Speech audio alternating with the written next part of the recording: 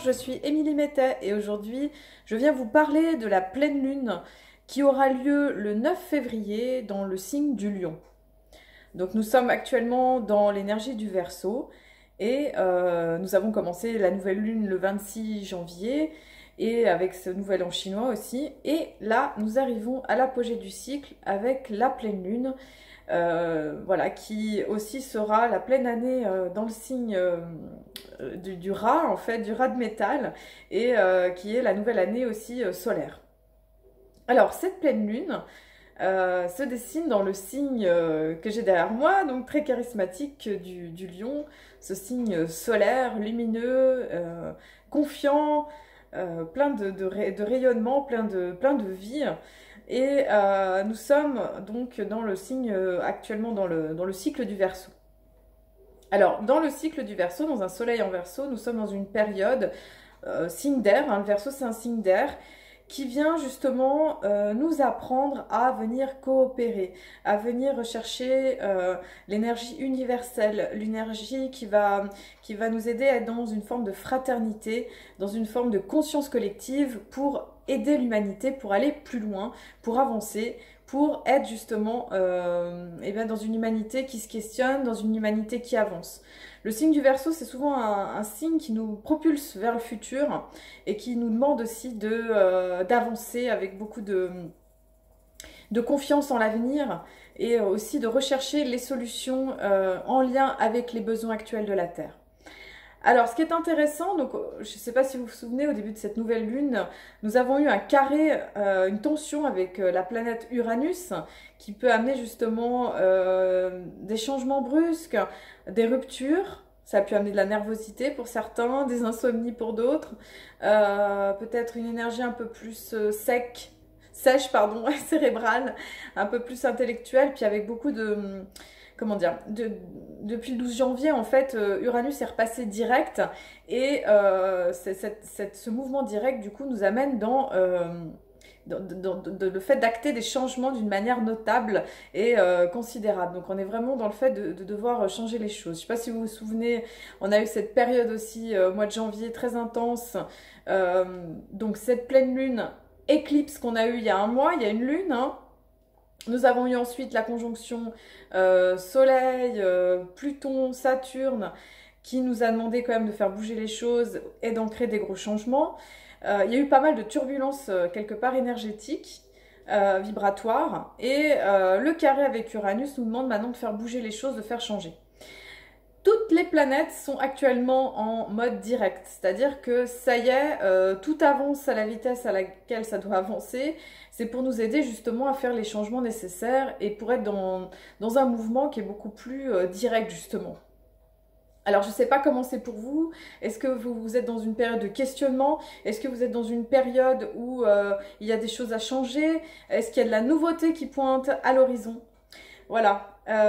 Il faut savoir aussi que cette période de la Chandeleur de février, 1er février, s'appelle Imbolc, qui est une fête druidique, une fête celte, qui annonce l'énergie du printemps, l'énergie reliée à Sainte Brigitte, qui est un peu le pendant féminin de l'archange Michael, et qui vient amener justement une force de détermination, une force de confiance, une volonté, une détermination hein, pour avancer.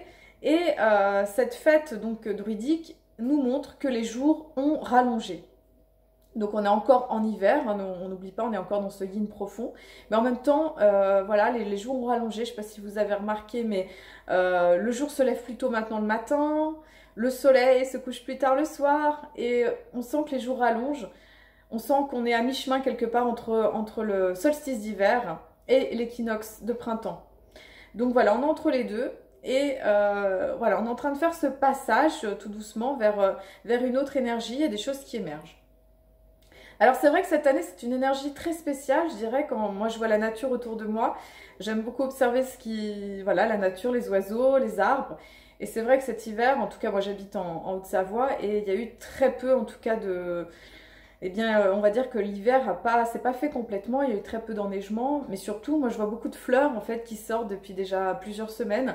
Et c'est comme si l'hiver s'était pas vraiment fait et qu'on était déjà dans un mode de printemps depuis déjà plusieurs semaines, même dans des régions, voilà, moi j'habite à 800 mètres d'altitude, et ben, même dans des zones comme ça, eh bien, on sent que la sève, elle est là déjà depuis un petit moment. Donc on est un petit peu dans un moment un peu spécial aussi de la Terre, où quelque part, on sent qu'on est aussi dans un changement climatique, oui, climatique, climatologique, écologique, et quelque part, ça a aussi des répercussions sur la météo. Voilà, je voulais juste faire une parenthèse sur ça, parce que je trouve que c'est très en lien avec ce qu'on est en train de vivre aussi là. Donc, nous sommes toujours actuellement dans cette conjonction Pluton et Saturne, je regarde ma carte du ciel qui est ici, nous sommes toujours dans cette conjonction Pluton-Saturne, donc qui nous invite à aller changer des structures profondes au niveau sociétal, au niveau collectif, au niveau écologique et au niveau personnel. Voilà, donc il y a vraiment des choses qui sont en train de se démanteler.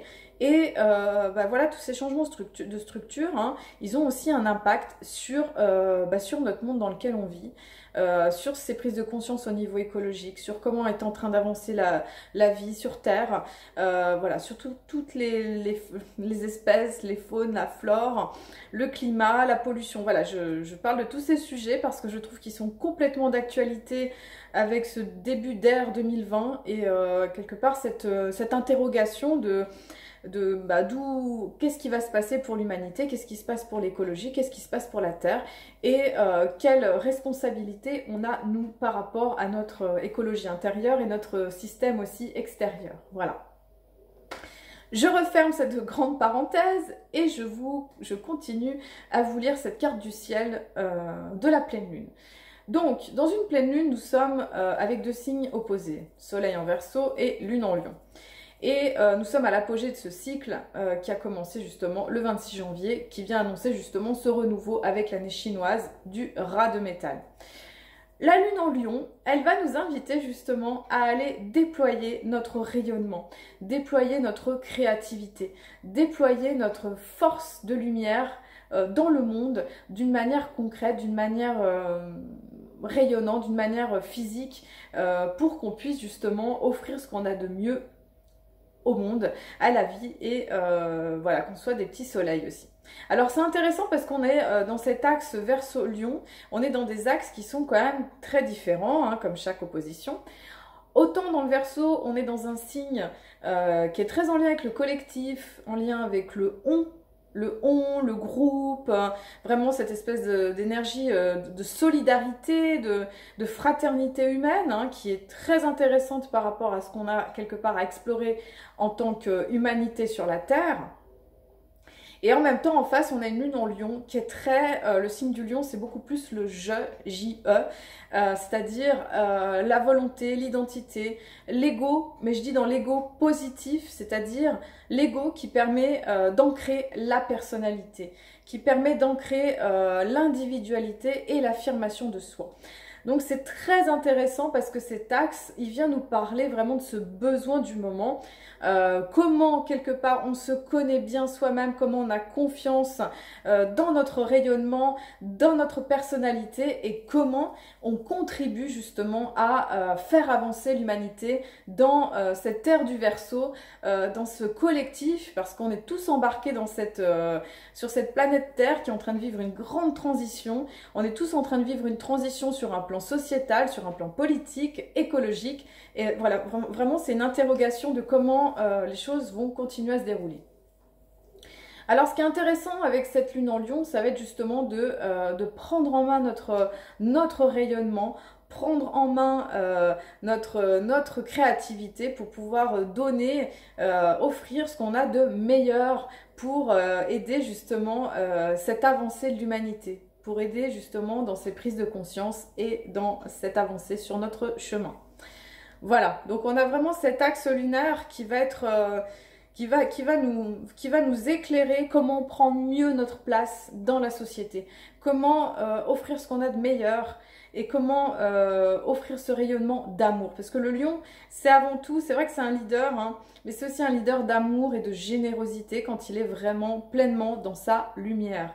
Et on est dans un axe purement de lumière en tant que rayonnement positif. Donc vraiment, ça va être important de trouver comment on peut déployer ce rayonnement. Qu'est-ce qui peut nourrir justement cette force de lumière, cette force d'intensité qu'on a à l'intérieur de nous. Ce qui est intéressant, c'est que la Lune va être en très bonne position avec Mars, ils vont être en trigone. C'est un aspect harmonieux, c'est des énergies qui coulent bien. Mars est actuellement dans le signe du Sagittaire, dans un signe... donc Mars en Sagittaire, c'est une action, c'est une façon de diriger notre vie qui va être très en lien avec un idéal, très en lien avec une envie de bouger, de voyager, de faire du sport. Il y a vraiment un élan, un Mars en Sagittaire, il quelque part ne tient pas trop en place, il y a un besoin d'avancer, un besoin de partager dans l'enthousiasme. C'est un signe aussi qui aime aussi faire la fête, qui aime aussi vivre la vie d'une manière intense et dans le partage. Et avec la Lune, ça va être intéressant parce qu'il va y avoir du coup 2 planètes en signe de feu qui vont bien se répondre, qui vont s'harmoniser au niveau de notre sensibilité, au niveau de notre humeur, au niveau de nos besoins. Il va y avoir cette envie de lumière, de rayonnement. Et en même temps, Mars, ce besoin de bouger, ce besoin d'avancer, de sentir qu'il y a quelque chose qui bouge dans la vie, qui est dans une énergie aussi de passion aussi, hein, on est dans du feu. Et voilà, ça va vraiment bien aller ensemble. Donc cette sensibilité et notre action, comment on va entreprendre tout ça. Alors, à l'heure de Paris, donc, nous serons en ascendant Poisson, donc sur une carte du ciel comme ça collective. Ça a une influence un petit peu minime, mais c'est intéressant, ça vient aussi mettre des petites clés de compréhension. Alors, donc nous serons avec un ascendant Poisson et qui va nous poser la question quelque part de comment on utilise aussi notre intuition, comment on utilise notre sensibilité pour nous guider dans la vie. Donc, et aussi, voilà, couché sur l'ascendant, donc vraiment pile sur l'ascendant, nous avons Mercure qui se trouve actuellement dans le signe des Poissons. Alors Mercure se plaît mieux avec la Vierge ou avec les Gémeaux par exemple, dans un signe peut-être plus mental. Et Mercure en Poisson, donc on a une façon de réfléchir qui va être un petit peu à contre-courant. Voilà, c'est les Poissons. À contre-courant, je m'explique, on est vraiment dans une façon de communiquer qui va être beaucoup plus intuitive, beaucoup plus dans la sensibilité, le rêve. Voilà, donc c'est une période où réfléchir avec notre mental, finalement, je dirais que ça va être un petit peu plus compliqué, ça va être plus, l'énergie sera moins disponible pour ça. En revanche, Mercure Poisson, ça va être une façon de capter les messages de la vie justement en étant dans une forme de télépathie, je dirais, intuition, perception, reliance à nos instincts, à nos rêves, aux synchronicités de la vie, aux messages comme ça, des guides, des prières, des choses comme ça.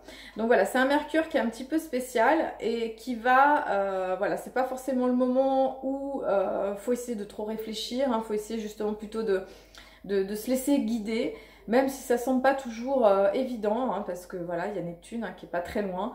Voilà, donc ça va être important de sentir les choses. Et si des fois votre tête elle s'emballe, bah, ça va être important de redescendre dans le cœur et voilà, de vous laisser porter aussi, voilà, de vous laisser porter par la fluidité de la vie. Beau programme en perspective. Alors ensuite nous avons plusieurs les lunes noires. Voilà, les lunes noires, c'est intéressant. Lilith qui indique un endroit où à la fois il y a un potentiel, il y a un don et en même temps voilà, il y a un petit challenge au niveau de l'année, c'est assez un petit peu karmique. Alors karmique dans le sens de défi à comprendre, prise d'action, action juste à trouver. Et donc on a 2 lunes noires en Poisson depuis déjà un petit moment, depuis plusieurs, au moins 9 mois environ. Et on en a une autre qui est passée en Bélier. Pour celles qui sont en Poisson, ça nous parle de fin de cycle, ça nous parle de spiritualité, ça nous parle de connexion intuitive. Et une se trouve justement en connexion avec Neptune, la spiritualité. Donc il y a vraiment à trouver notre mode intuitif, notre mode spirituel, de trouver nos connexions, nos réponses et savoir, j'ai envie de dire, transgresser ou aller au-delà peut-être de ce qu'on nous a appris, de ce qu'on nous a transmis au niveau spirituel pour trouver notre propre manière d'avoir nos réponses dans un alignement, dans un enracinement et un ancrage. Ces dispositions poissons, justement, elles demandent de bien s'ancrer. Elles demandent aussi de bien être alignées pour justement ne pas être trop éponge ou trop déraciné et rester justement bien dans la matière, bien ancré dans nos racines, dans notre corps. Voilà. Et on a aussi une des lunes noires qui est passée dans le signe du Bélier. Donc quand une des lunes noires passe dans le signe du Bélier, donc le signe du Bélier c'est le tout premier signe de l'hémicycle des 12 signes, et ça annonce déjà qu'on est en train de passer un nouveau cycle de 9 ans. Donc je vous rappelle, on a commencé la nouvelle année chinoise, 12 ans aussi. On a commencé aussi la nouvelle année Maya. Alors ça c'était l'année dernière, 26 juillet 2019. Mais on a commencé un nouveau cycle de 13 ans avec le magicien blanc magnétique. Donc c'est intéressant, on vient de commencer aussi une nouvelle décennie 2020. Donc on est vraiment dans un reparamétrage au niveau du collectif. On est en train de commencer beaucoup de choses, beaucoup de nouveautés. Je ne sais pas si vous le sentez, je ne sais pas si vous le mesurez à l'intérieur de vous. Je dirais que ça peut se manifester par le fait de se sentir entre l'ancien et le nouveau, entre ce qui doit s'arrêter, ce qui doit démarrer, entre guillemets, les invitations qu'on peut avoir à commencer quelque chose de nouveau, et à lâcher prise avec de l'ancien. Alors l'ancien, ça peut être des croyances, des façons de penser, une manière de vivre, des relations, des objets, des activités. Voilà, c'est comment maintenant on est à notre nouvelle identité. Voilà, c'est comment on est à notre nouvelle identité, à cette nouvelle façon d'être et de vivre. Hein, voilà.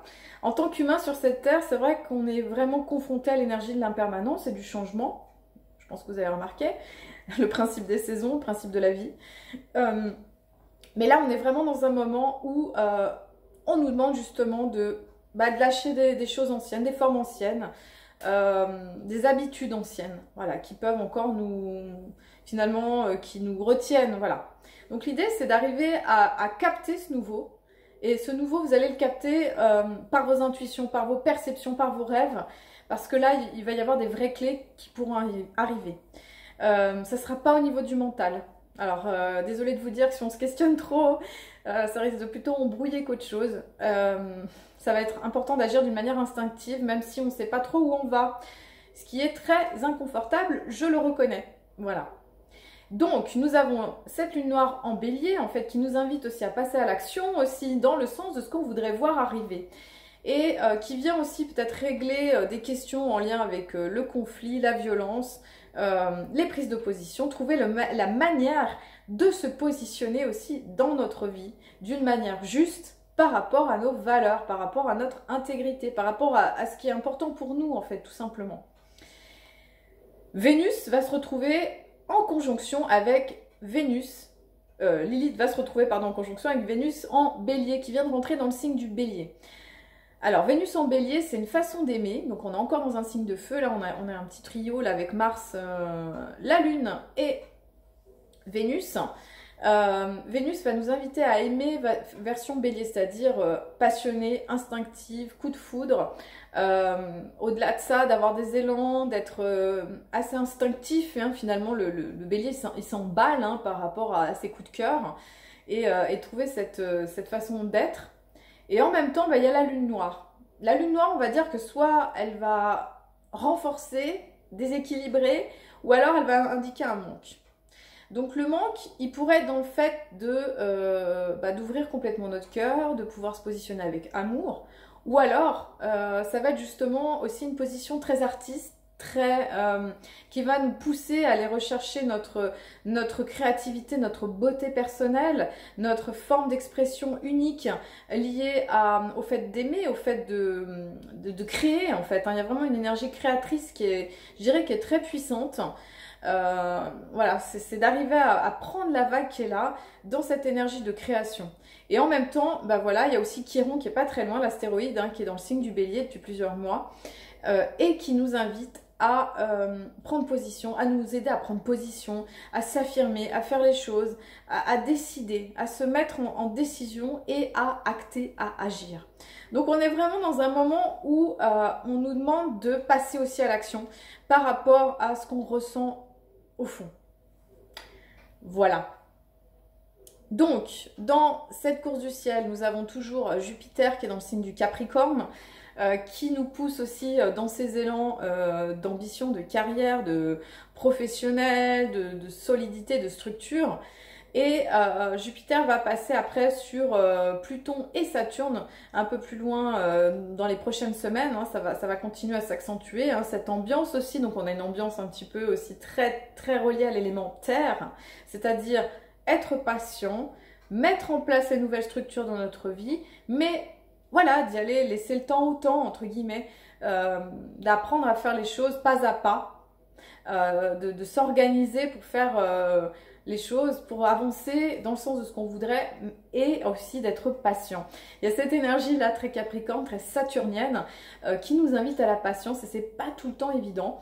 Et en même temps, bah voilà, il y a une belle clé là-dedans d'apprendre à s'harmoniser avec le temps terrestre qui demande parfois que les choses prennent le temps dont elles ont besoin pour se faire. Voilà. Alors, je regarde encore si je vois des éléments à vous rapporter. Donc, il y a voilà, cet Uranus qui est en taureau aussi, qui est dans un signe de terre, qui nous pousse au changement, qui nous pousse à changer aussi les choses d'une façon durable et pour que du coup ça puisse voilà, se mettre en place. Alors Uranus, il va être aussi en trigone avec ce milieu du ciel aussi, qui va nous pousser justement à créer, à avoir un nouvel élan de vie pour avancer. Voilà, je crois que j'ai fait une lecture assez complète là de la carte du ciel du moment. En tout cas, c'est une belle période pour préparer les choses tout doucement pour le printemps et poser un rayonnement intérieur conséquent.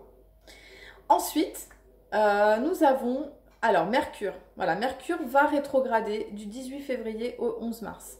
Donc là, c'est pas encore tout à fait tout de suite, mais ça va pas trop tarder. Mercure va rejoindre aussi Neptune. Mercure et Neptune vont se rejoindre, donc il va y avoir une idée d'inspiration, d'intuition. Tout ce que je vous ai dit tout à l'heure, ça va rester un petit moment jusqu'à fin mars. Et l'idée, ça va être là, ça va être encore plus compliqué de réfléchir. Il faudra faire les choses à partir de ce qu'on sent au niveau de notre feeling. Alors voilà, je vous invite à poser des intentions, peut-être à prier, à être vraiment dans une forme d'écoute intérieure parce que ce sera que comme ça qu'on pourra se laisser guider dans cette période. Ensuite, je voulais vous parler du calendrier Maya galactique. Donc on a eu quelques changements là ces derniers jours. Donc nous sommes passés dans l'onde enchantée de la lune rouge. Et ça, à partir du 6 février jusqu'au 18 février justement. Alors l'onde enchantée de la lune rouge. Donc c'est vraiment un signe là qui vient nous inviter à venir purifier nos émotions. Purifier voilà, tout ce qui a pu être encombrant de ces dernières années, de cet hiver, et de venir alléger en fait le flux de l'eau à l'intérieur de nous, le flux de nos liquides, de nos intuitions, de nos perceptions, et pour pouvoir justement laisser s'écouler l'énergie dans sa fluidité la plus totale. Donc cette énergie-là, elle va venir quelque part purifier pour préparer un nouveau terrain. Voilà. Ensuite, nous sommes dans le mois lunaire galactique du Faucon. Donc on est passé dans la lune galactique qui est la numéro 8. La lune galactique, j'adore, elle pose une question qui est vraiment intéressante, c'est est-ce que je vis ce que je crois? Alors là, c'est bien de poser le focus et c'est pour ça qu'il y a un faucon. Le faucon, c'est un rapace, il a le sens de l'observation, quelque part il a le sens critique, il va regarder les choses avec de la hauteur pour pouvoir justement recevoir les messages. Le faucon est un messager des dieux, j'ai envie de dire, messager de la vie, et il vient nous inviter justement à observer. Il vient nous inviter à observer pour pouvoir avancer et recevoir les messages justes pour être dans notre intégrité. Intégrité, c'est écouter notre vérité, celle qui est la plus juste pour nous, quoi qu'il se passe, même si ça demande de faire bouger des choses, parce que parfois c'est inconfortable. Et je pense que vous l'avez remarqué, on est dans une période voilà, qui vient chacun solliciter à des niveaux peut-être un peu différents selon les personnes, pour chercher cette intégrité, cette vérité qui bouge à l'intérieur de nous pour être justement bien en reliance avec notre vérité. Et bien voilà, je pense que je vous ai tout dit. Je vous souhaite en tout cas une très belle pleine lune, un beau rayonnement avec voilà, cette énergie lunaire. Je trouve qu'il y a vraiment un sens commun avec cette lune rouge et cette pleine lune là qui nous demande justement de purifier, d'être dans le flux de la vie, de recevoir les messages aussi. On est vraiment dans un moment de guidance aussi. La lune rouge, elle est très en lien avec le fait de se laisser ensemencer, recevoir des idées nouvelles. Et on est comme ça avec ce Mercure Poisson qui va aussi rétrograder, qui va nous inviter aussi à ça, recevoir ces réponses, pardon, d'une manière subtile. Et puis vous dire aussi, voilà, donc il y a eu des tempêtes solaires, il y a eu la résonance Schumann en fait au niveau de la vibration de la Terre a encore augmenté.